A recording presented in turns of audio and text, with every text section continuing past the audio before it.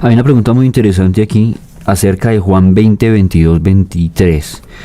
¿Puedo considerar que Dios le dio potestad al hombre de perdonar pecados por medio de los sacerdotes? Entonces dice aquí, Juan 20, 22. Y habiendo dicho esto, sopló y les dijo, recibid el Espíritu Santo.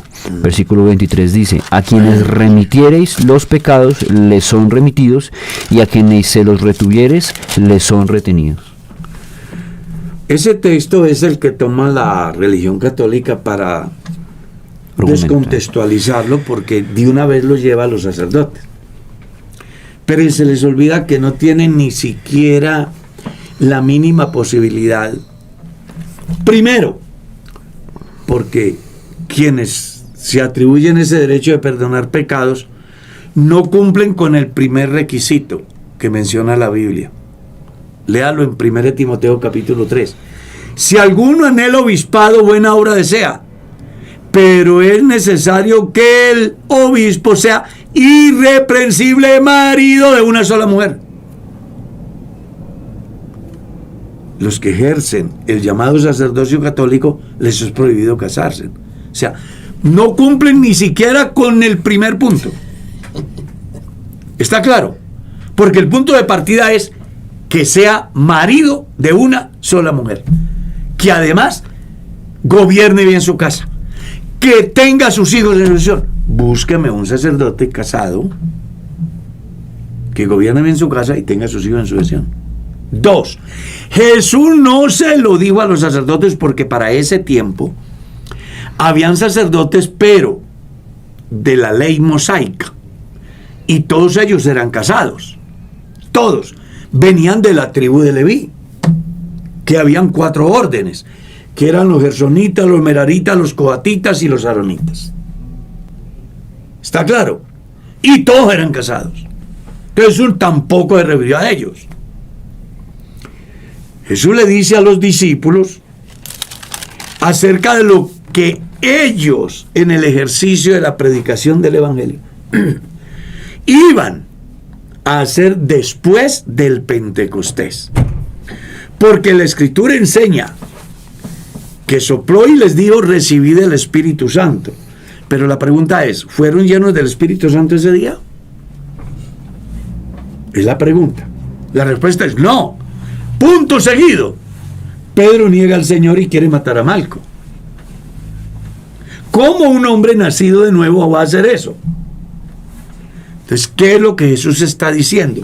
Una profecía, la cual se cumple el día del Pentecostés, y que a partir del Pentecostés los discípulos dejaron de ser lo que eran antes del Pentecostés.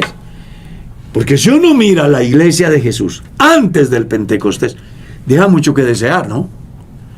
Pedro es violento, Pedro niega a su Cristo, Tomás no cree, Juan y Santiago quieren meterle candela a los samaritanos, Judas vende al Señor. Imagínate uno con una congregación de esas.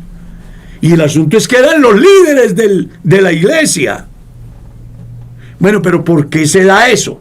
Porque una cosa son los discípulos antes del Pentecostés, otra cosa es después del Pentecostés.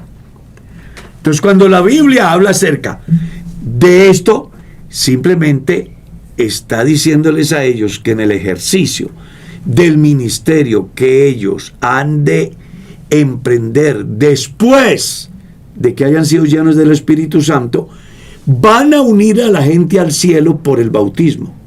Como también los pueden desunir, como ahorita en otra pregunta estábamos aclarando, después de un debido proceso.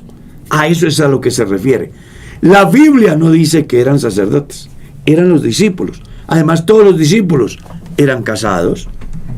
Léalo usted en el capítulo 9 de la primera a los Corintios. Solo Bernabé y yo no tenemos derechos de traer una hermana por esposa, como todos los apóstoles y los hermanos del Señor, e inclusive Pedro.